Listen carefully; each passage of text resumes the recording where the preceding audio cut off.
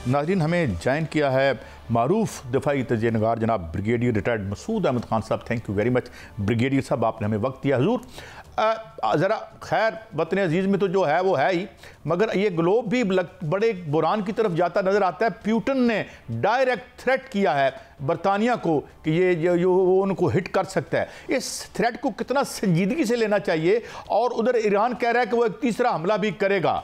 तो आप ये सिक्योरिटी सिचुएशन आलमी कैसे देख रहे हैं? ये थ्रेट्स हैं या ये कोई हकीकत में भी बदल सकती हैं?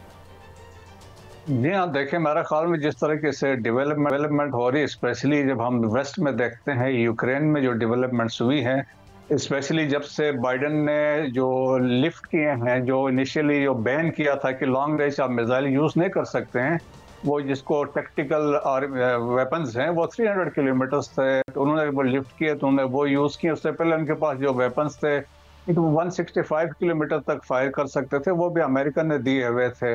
लेकिन इसके साथ साथ इसमें यूनाइटेड किंगडम का जो रोल आया है, तो उन्होंने वो जो अपने मिसाइल्स दिए हैं, तो उसका जो रेंज है वो दैट इज़ 250 किलोमीटर है। तो वो उससे जो है कि थोड़ा सा मसाइल बड़े हैं, क्योंकि अब जो कैपेबिलिटी है कि जो यूक्रेन की बढ़ गई है और जो अब स्ट्राइक्स वो डीप कर सकते हैं। लेकिन उसमें आपने देखा होगा कि जो इसके जवाब में जो रशिया ने किया है, और सैनिक जो उन्होंने मिसाइल यूज़ किए हैं, जो देखें 1000 किलोमीटर दूर से फायर किए। अस्तराखान के एक लोकेशन है, वहाँ से ये मिसाइल फायर हुए हैं। और ये मिसाइल जो है रिपोर्टेडली अभी जो वेस्ट कह रहा है कि इंटर कॉन्टिनेंटल बैलिस्टिक मिसाइल है, जो 2500 किलोमीटर से 3000 तक है, और इसको अपग्रेड करके 5000 तक ये कर सकते हैं। पुतिन ने ये कहा है कि ये हम ट्रायल्स पे कर रहे हैं, इनके टेस्ट कर रहे हैं, और हम और कोई और जो चीज़ इसको काउंटर नहीं कर सकती है।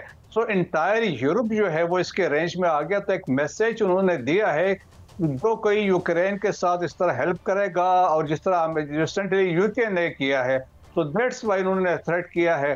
तो भी आप देखें कि ट्रम्प जूनियर जो है, ट्रम्प का जो बेटा है, उन्होंने यही कहा है कि जो डिफेंस इंडस्ट्री है जो वार मटेरियल प्रोड्यूस करती है, उसके लिए उन्होंने कहा ये बाइडेन एडमिनिस्ट्रेशन ने उन पे खुली छूट दी है, और जो ये लिफ्ट किया उन्होंने बैन, तो उससे ये हुआ कि कहते हैं लाइकली चांसेस है कि we are heading towards a world war 3। So threat तो एक जेन्युइन बनता जा रहा है। लेकिन एट द सेम टाइम एक चीज़ ये है कि रशिया जो है वो सक्सेसफुल रहा है। रिसेंट अभी हमने देखा है पिछले 2 महीनों में ऑलमोस्ट 20% यूक्रेन पे वो कैप्चर कर चुका है। ईस्टर्न यूक्रेन और क्रीमिया जो है वो पूरी एक लाइन जो है वो रशिया के कंट्रोल में आ चुकी है। जो उनका करस्क रीजन था, जो यूक्रेन ने पीछे जाके ऑक्युपाई किया था, उससे भी 40% उन्हें वापस ले चुके हैं। और फिर अभी आप देखिए जो एक और डेवलपमेंट जो है, नॉर्थ कोरियन ट्रूप्स भी आ चुके हैं।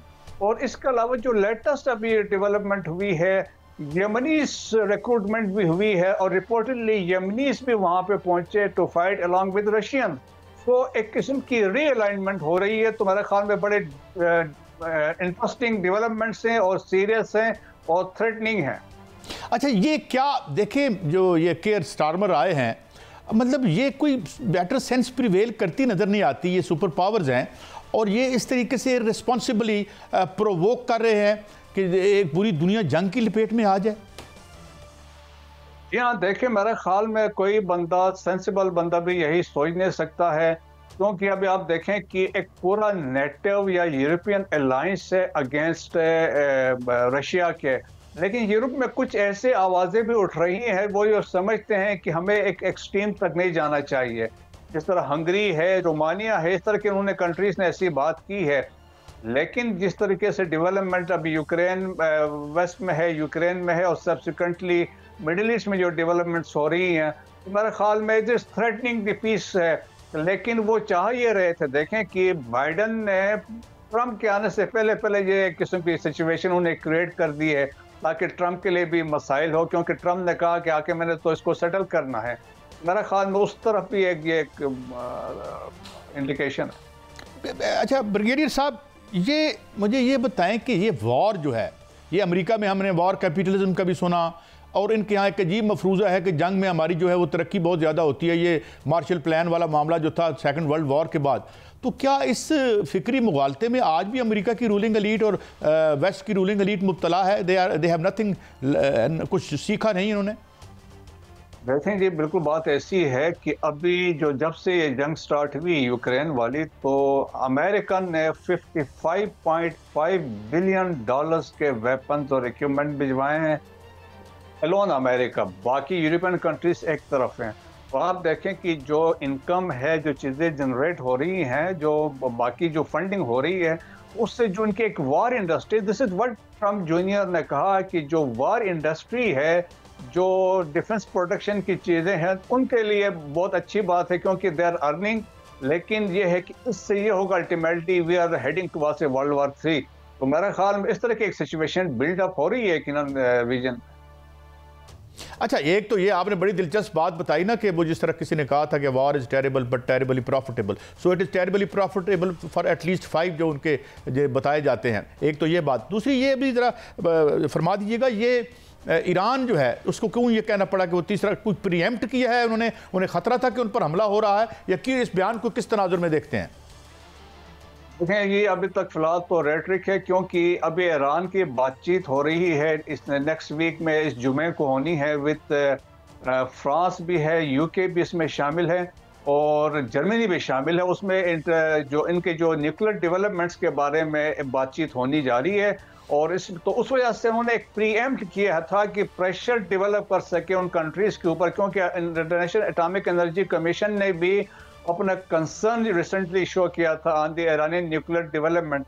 तो वो उनकी बातचीत होने जा रही है, तो हो सकता है उसको प्रीएम्प्ट करने के लिए उन्होंने कहा है कि हमें अभी तक हमने इसका एक रिस्पॉन्ड भी करना, जिस तरीके से जो 25 अक्टूबर को 1 महीना हो चुका है। तो मेरा ख्याल में इट इज़ द रेटरिक। मुझे नहीं लगता है कि वो स्ट्राइक करेंगे, अगर हो भी होंगे तो सिंबॉलिक होंगे, वरना नहीं होंगे, क्योंकि ईरान भी इस स्टेज पे अफोर्ड नहीं कर सकता है, क्योंकि उनके प्रॉक्सीज जो हैं, जो मिडिल ईस्ट में है, वो ऑलरेडी वीक हो चुके हैं।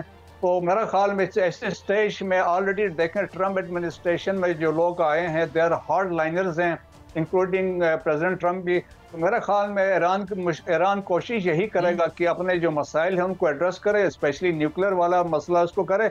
और उसमें एटलीस्ट उन्होंने सेकंड ये चीज़ भी रखा है कि सीज फायर जो है लेबनान में और हमास वाला, इस चीज़ पे वो डिस्कशन उन्होंने करने की कोशिश की जाएगी। और रिसेंटली अगर आपको if you recall, Elon Musk की भी मुलाकात हुई थी, ईरानियन स्पेशल रिप्रेजेंटेटिव जो परमानेंट रिप्रेजेंटेटिव हैं यूनाइटेड नेशन में, उनसे भी इस सिलसिले में बातचीत उन्होंने की थी। ब्रिगेडियर साहब, बहुत शुक्रिया, आपने हमें एनलाइटन किया। इन वतन अजीज़ हो या पूरा ग्लोब, और हम तो अमन की बात कर सकते हैं और अमन को प्रीवेल करना चाहिए और बेटर सेंस प्रीवेल करनी चाहिए मुल्क के अंदर भी और मुल्क के बाहर भी। इसी के साथ आज का शो खात्मे की तरफ आता है।